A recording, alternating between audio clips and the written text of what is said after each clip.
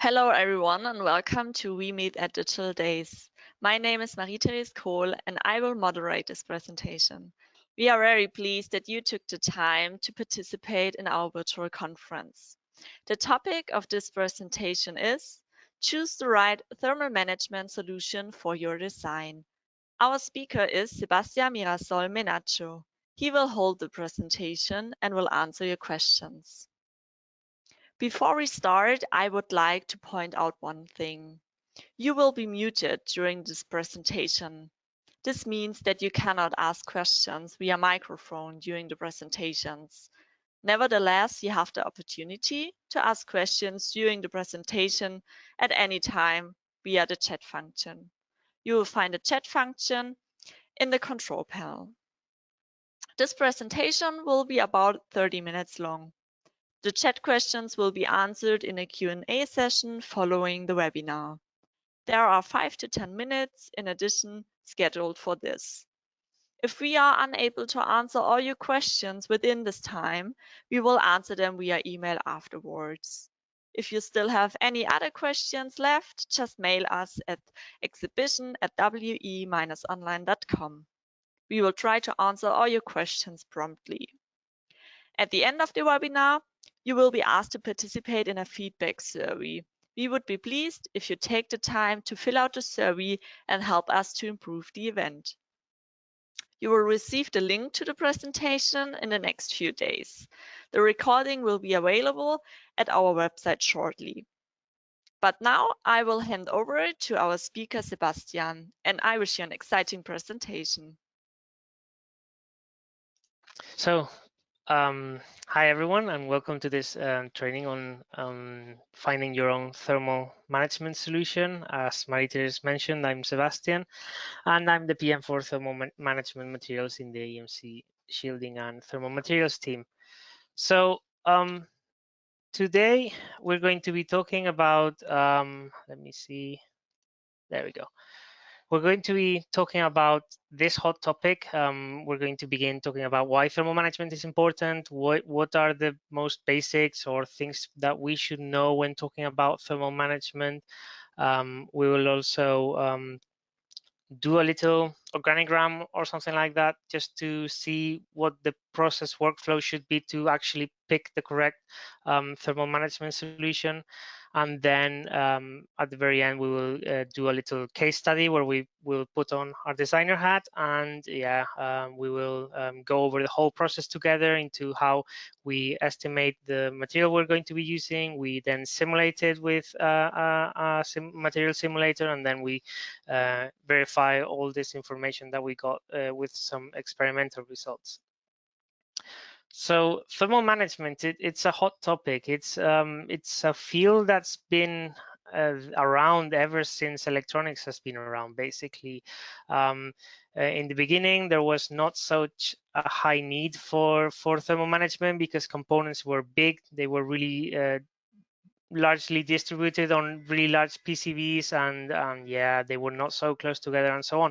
But as technology evolved, of course, components became smaller and smaller, and they used more power. The power density in the PCBs was higher. The designs were more compact, so this made thermal management actually a topic pretty important in the last couple of years. But it's not about keeping it cool for the sake of keeping it cool, basically. It's about keeping the components and the devices reliable. There's a rule of thumb within, the thermal management designers or thermal architects and so on, that for every 10 degrees, we decrease the operating junction temperature of a component.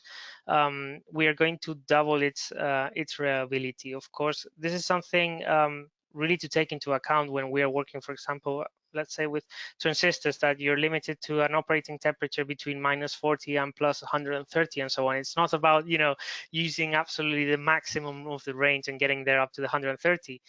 So every time that we are operating under the maximum allowed operating temperature, that means that our device is going to be more reliable.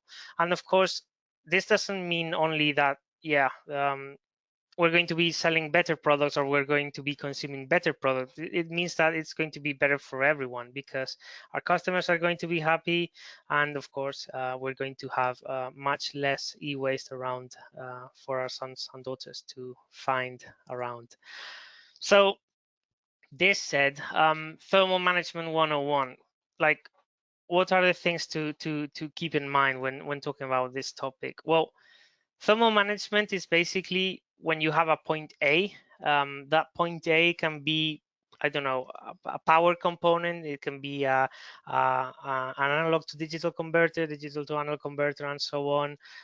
Any active or passive component that generates any kind of heat. And then you also, of course, have not only these kinds of components, but yeah, batteries from battery arrays and so on.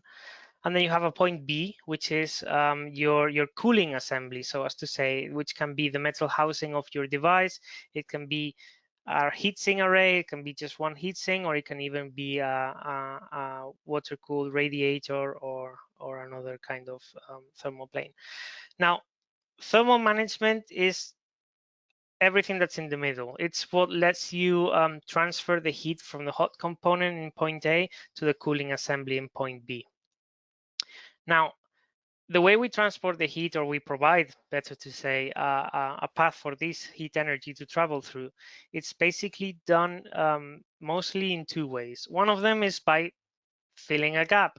Air has a really high thermal resistivity, so anything that you put between a component and a cooling assembly that has a lower thermal resistance than air, heat energy is going to prefer to flow through that then, instead, of course, the air.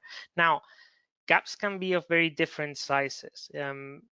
Gaps can be really small. So here we can see an example where we have a processor and we have a heatsink assembly on top of it.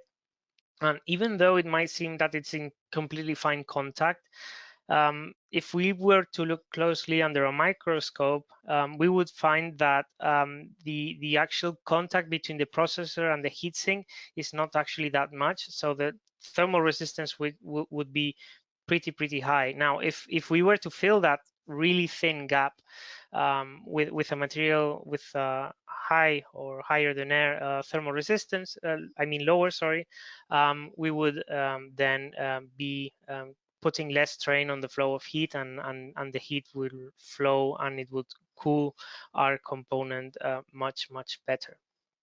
This is for small gaps, but of course we also have large gaps. I mean, if we look at the picture at the bottom, we will see many different components on a PCB, but we cannot actually get them to contact the housing that's right above them, because we have at the far end, we have a connector. We also see some capacitors that have different heights than our components that need to be cool, so we would require to fill a larger gap than in comparison when we have the cooling assembly right in contact with the hot component. So that's it for gap filling, but we also have another way to transport heat, which is on the horizontal plane, so as to say, which are also known as heat spreaders. So if we have a component that gets warm, of course, that's why we're all here. If the contact surface is in contact with humans, so as to say a handheld device or an equipment cabinet, that someone can place its hand there and burn themselves and feel comfortable about it. We can also extend the range of the cooling that, for example, we can see in the picture, the metal housing can provide, because these heat spreaders are really good at spreading the heat throughout the whole surface, so that would enhance the actual cooling capabilities provided by a metal plane to cool our component. Now,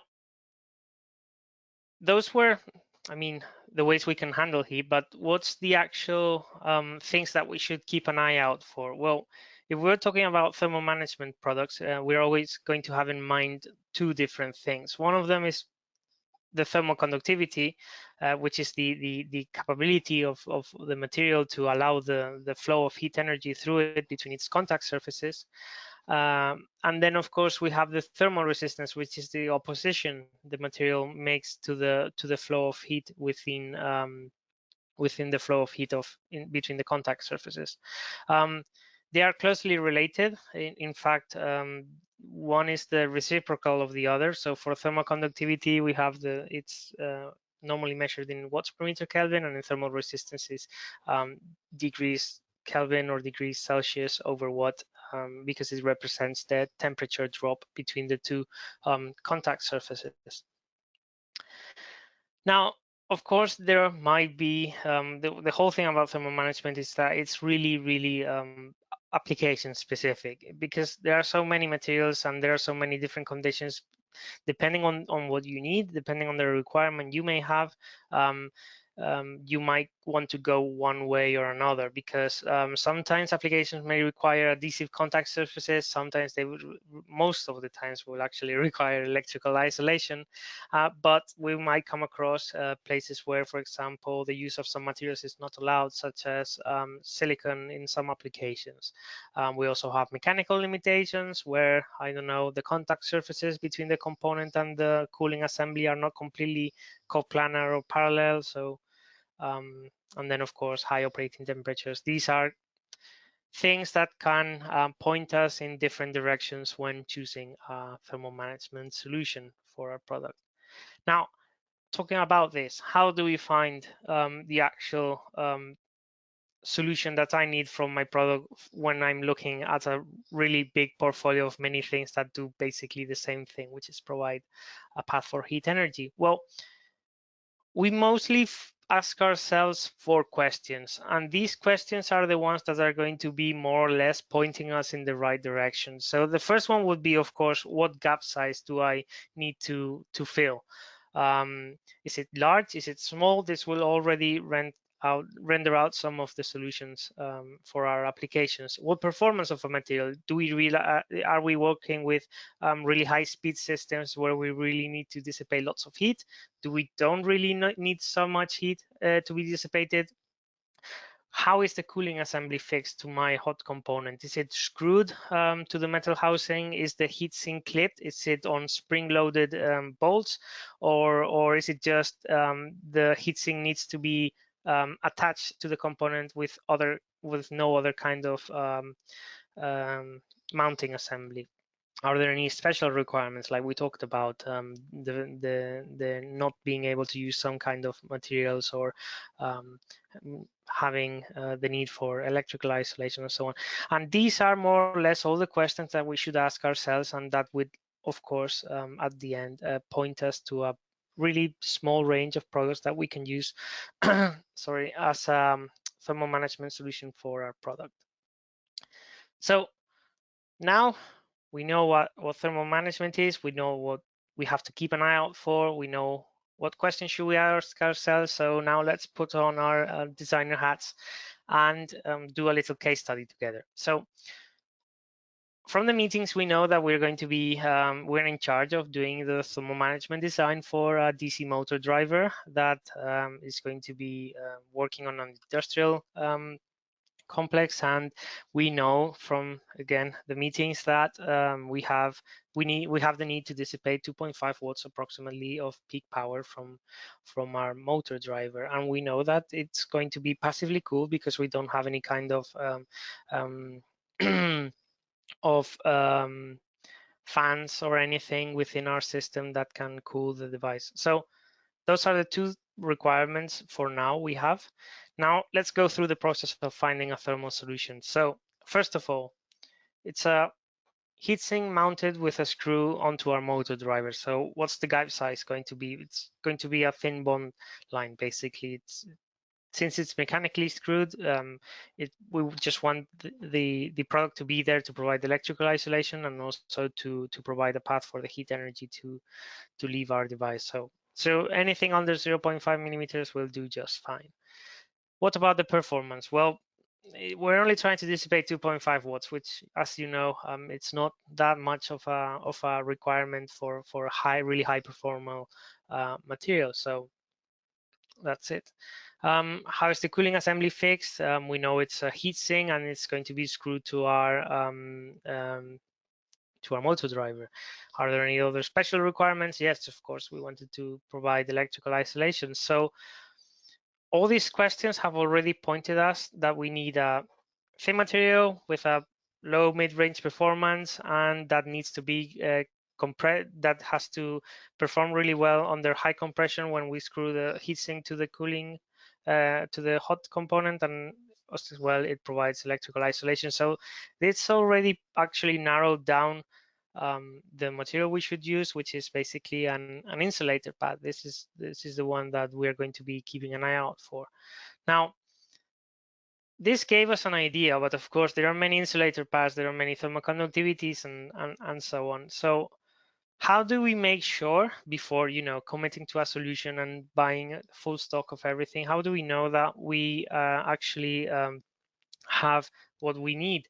Well, there I like to follow these three rules. Basically, you start out with doing a mathematical model, so that would more or less guide you into is your thermal interface material the right one that you should have chosen for your application? Did you disregard anything? This will already let you know if you're in the good way. Then, of course, we have simulators available to us now more than ever. So it's not a bad idea to actually, if we have our whole system and we know the materials that we might be using, to actually plop them into the simulator and see how the performance of the material is going. That would also, of course, give us a more close to reality numbers than, of course, the mathematical model. And then, of course, we're engineers, we're somewhat scientists, so we need to verify these results both from the mathematical model as well from the simulation with the reality to make sure that our solution in the prototyping phase is working as we expected. So let's begin with the mathematical model. Well, the good thing about thermal management is that thermal energy actually behaves pretty much to some degree. Of course, we're talking about static, not transient thermal management solutions. To some degree, it works like thermal energy behaves like electricity, so to current, because as we mentioned, it will always choose the path of least heat resistance. So that would already sound familiar to us. So we have this really nice analogy between Ohm's law and the thermal management model, where we have, of course, a current flow from our current source to our reference. Every time we have a resistance, we have a voltage drop between the bornes of the resistance, and that's already really well represented, of course, in Ohm's law. Now, for thermal energy, it's actually exactly the same to some degree. We have a power loss of thermal energy that is going to be traveling through our system up to the ambient temperature, because heat energy is always going to travel from hot to cold, and it's always going to choose the path of least resistance. So every time we have a material between the heat source and the ambient, we're going to have a thermal resistance, of course. And if we have a thermal resistance, this means that between the contact surfaces of that material, we're going to have a temperature rise. So we can put one on one together, and we can find the similarity between Ohm's law and, of course, its reciprocal in the thermal management model, where we have a power loss, heat power loss, and then we have a delta temperature of over thermal resistance, and we can play around with it the same way we play around with Ohm's law. Now, how does this model apply to our particular application? Because let's remind ourselves, we're talking about a motor driver with the heat sink and so on. So we have, as we can see in the right, we have our power loss, which is the heat generated by the driver. We have junction temperature, which is the temperature of the junction within our driver. We have the thermal resistance between the junction and the case of the driver. We have the temperature of the thermal interface material, the thermal resistance of the temperature material, the temperature of the heatsink, and as well as the thermal resistance of the heatsink. And then, of course, our reference, which is going to be ambient temperature. Now, how do we get all this data? Well, the power loss, we get it from our meetings with the team. We know that we're going to be dissipating 2.5 watts of heat energy, and then we know from the datasheet of the driver that we have a maximum junction temperature of 130 degrees, so we don't want to go over that. And we have, in our particular case, because we're using a heatsink to cool the assembly, to cool the driver, sorry, we have to take a look at the datasheet, and we have to pay attention to the thermal resistance from the junction to the case, which for our multi-watt package, which is the one we're going to be using, it's of 3 degrees Celsius over watt. Now, we still have some thermal resistances missing. The one for the insulator pad, we know it from the manufacturer, for the data sheet, or from maybe some kind of application notes or so on, that we have a thermal resistance of 2.25 degrees over watt. Now, the heatsink is a little bit more tricky because it can be used for many in different configurations, so as to say. So we have to pay attention to a passive configuration, which is the one we're going to be working with, and we can see down there from the data on the right side in the graph, that's from the data sheet of the heatsink, that we are going to be operating, 2.5 watts. That means that we're going to be having maybe a 21 degrees Celsius temperature rise for this power. So we can deduce that the thermal resistivity of the heatsink is going to be 8.4 degrees over watt in ideal conditions. Now, the rule of thumb is that we apply a 20 to 30% margin for this, because yeah, this would be if it's in perfect contact between the thermal interface material and the heatsink, and that the perfect pressure is applied, and so on. So we add this margin just to make our model more approximate to reality. So we end up having a 10.08 degrees of over watt sorry, thermal resistance.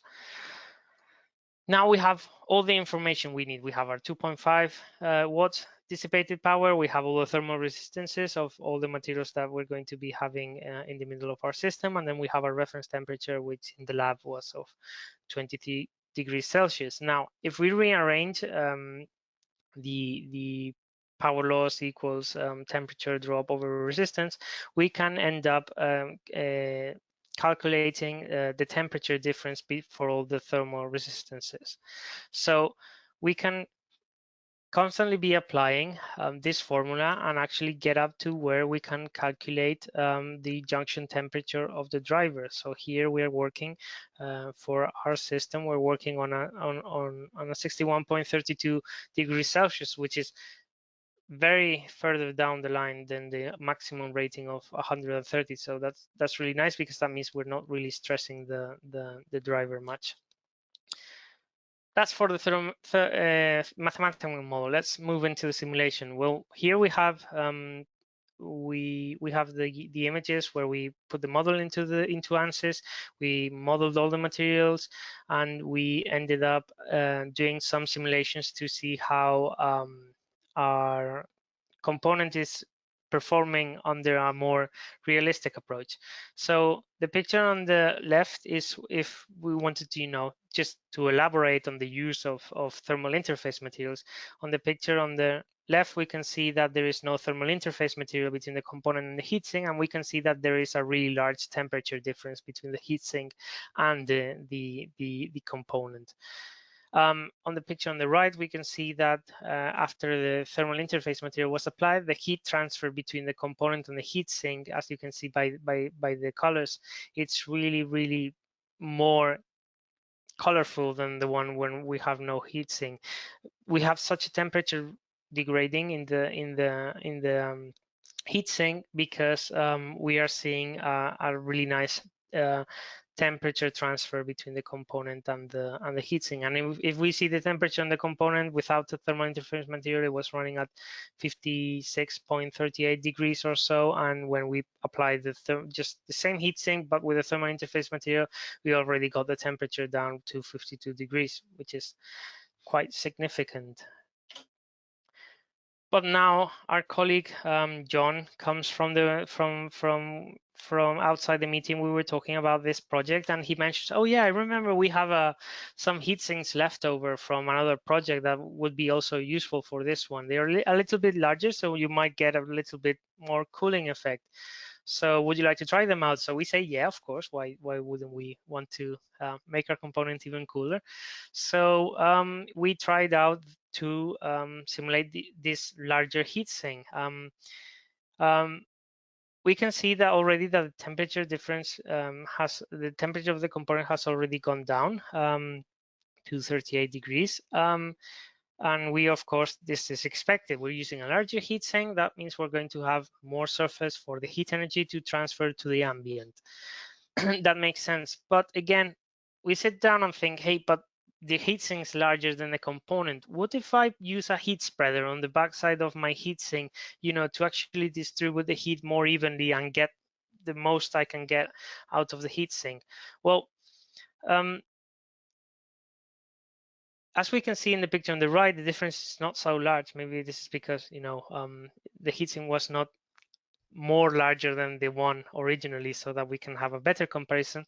But if we look at the temperature degradings on the heat sink, we can see, for example, that when we are not using a heat spreader, the actual heat is concentrated right in contact with the component. And on the other hand, if we look at the picture on the right, we can see that the heat from the component is actually a little bit more distributed around the heat sink. So that means that, of course, that's why we have this slight increase in performance, and this is what we hoped to achieve. So we did our mathematical model, we have our simulations. Now let's verify with experimentation. Now, so far the insulator pad with the big or the small heatsink seems to be working okay for our purpose. It's just a matter of choosing which one we might end up using. So now, in order to actually verify the results, we plugged our system with a load to actually get all these conditions in the mathematical model and simulation to simulate it and to actually experiment in reality. And then we took some pictures with a Fluke handheld infrared camera to actually verify these measurements. On the left, we can see the driver with the pad and with the heat sink, and we can see how we have 53 degrees temperature of the housing of the component, and then of course 47-degree for the heat sink. If we look at the right, we have the big heat sink, as you can see in the picture, and we also have two thermal images, one for the thermal interface material, where we have 38-degree temperature of the housing of the component and a 36 one for the heatsink. And then for the heat spreader, we also have a 36 one for the heatsink and a slightly higher of 40.81 degrees of the housing of the component. If we put all the data together, because this is what we do as thermal designers, we put all the data together and then we see where we are performing the best. So the best results for the housing of our component, we're getting it because, of course, we cannot measure in reality the junction temperature of the component, but we can estimate it because we know the thermal resistance between the junction and the casing. So we know that from the experience that our best case scenario is when we're using the larger heatsink and a thermal interface material between the larger heatsink and the insulator pad and the driver. So if we look closely, the temperature difference, for example, when we're using this insulator pad with a smaller heatsink, we're running at a case temperature of 53 degrees. And by using the larger heatsink, we're running at 38 degrees. So that's already nearly 20 degrees, a little lower than 20 degrees that we are operating our component. So if we remember from the beginning, that means that, of course, our driver is going to be working more comfortably, and the reliability and the time between failures of the driver is going to be extended for a really long time, which is something that our quality colleagues will always for sure agree on. So this is how we basically chose the best solution for our component. We checked which was the gap size. We more or less thought what was the performance of the material, and then we verified. We of course checked how the cooling assembly was fixed and if there were any kind of special requirements. And this has led us to find a component that actually a thermal interface material like the insulator pad that is actually doing the job for us really well. With that is my presentation for you today, and I hope you enjoyed it. And if you have any questions, feel free to ask away in the chat, and if not, feel free to reach out to us. I'll be happy to get back to you. Thank you all for your time. Yes, thank you, Sebastian, for your interesting presentation. As you already mentioned, we would like now to turn our attention to your questions, and we will wait a little while until some questions have come in. So feel free to ask Sebastian your questions. But I see some questions are coming in. Sebastian, let's turn to the first question. The first question is, I have also seen thermal resistance specified as thermal impedance. Are they the same thing? Yeah, this is something that's come across when you're looking at many data sheets for these kind of materials. You always find sometimes thermal resistance, thermal impedance, and also when working with the models, this is something pretty common. There's actually a slight difference because thermal resistance, that's the reciprocal of the thermal conductivity. So it's more or less a theoretical or a material, so as to say, property of the material. Now, thermal impedance is the value that's chosen the most for these kind of for when selecting a material, because it's the most close to reality, because it's not only measuring the opposition the material makes to the flow of heat energy, but it's also considering the area of the material as well as the thermal resistance of the contact surfaces of the material. So we're going to be having a more precise information provided to us if we take into account the thermal impedance instead of the thermal resistance. Hope this answered your question. Perfect, thanks. And another question, do you consider heat dissipation via the PCB as well in your assessment? In our assessment, not particularly, because we're focusing on the performance of the thermal interface material. But of course, this is something to be taken care of, especially if we're working with components that don't have any kind of cooling plates on themselves, or if they have rough surfaces that are not flat enough to actually provide a thermal interface between the housing and the component. And yeah, so that's when PCB heat dissipation comes into place, because we can extract the heat from the component to the backside of the PCB, for example, and then we can spread it throughout the backside, which is normally flat, and it's a large copper plane, and we can perfectly put a thermal interface material to dissipate to a housing or to a back-mounted heat sink. Cool, thanks. Another question, in the case study you've done, could a higher performing insulator pad cool further than component? Um, Thermal management is always about a compromise. It's always about how much am I willing to expend and how much am I going to be exploiting the material. So getting a really high performing material within a product series, I mean, so for example, if I'm using a really high performing insulator pad compared with a low performing thermal insulator pad, if I'm only going to be dissipating, like in this case, 2.5 watts per meter Kelvin, even if I use a high performing one, there's not going to be much of a difference. From what I remember, when we were testing these kinds of things out, in similar situations and similar conditions, we were using a 1.5 watt per meter Kelvin and a 3.8 watt per meter Kelvin, and the actual difference between the junction temperature of both of them in the testing component was around 2 or 3 degrees. So we would be spending more money into actually not getting enough cooling to actually make a difference. If we really wanted to make a difference, we would actually be going to another product family, like a phase changing material or something else that would provide a lower thermal resistance. Yeah. Okay, cool, thanks. Maybe one last question. Shouldn't for the sure. heat spreader have performed better in combination with the bigger heat sink, an example you showed? Yeah, that would be what we would have expected, of course. But now there are multiple factors here. We're talking about two different thermal interface material. One is the graphite, one is the acrylic covered graphite, and then of course the thermal interface material. If we looked at the two images from the simulation in ANSYS, we would see that the heat is much better spread throughout the heatsink when using the graphite heat spreader, of course. But your actual performance was not that of a difference, but I actually think that is because, of course, the insulator pad actually provides less contact thermal resistance than the graphite, which is not squishy and not as conformable as the insulator pad. So that would be the reason why the heat spreader probably performed a little bit underwhelming compared to the insulator pad.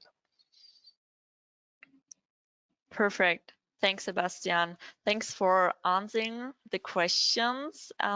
For now, we are finished with this presentation. If there are any questions left, we will answer them via email afterwards. So thank you very much for your attention, and I hope you enjoyed the presentation. The next presentation topic is shielding from the dark side of the EMI force, identify and contain noise at source using housing, grounding, and PCB solutions. And it starts at 10 a.m. So see you there and enjoy our digital days. Goodbye.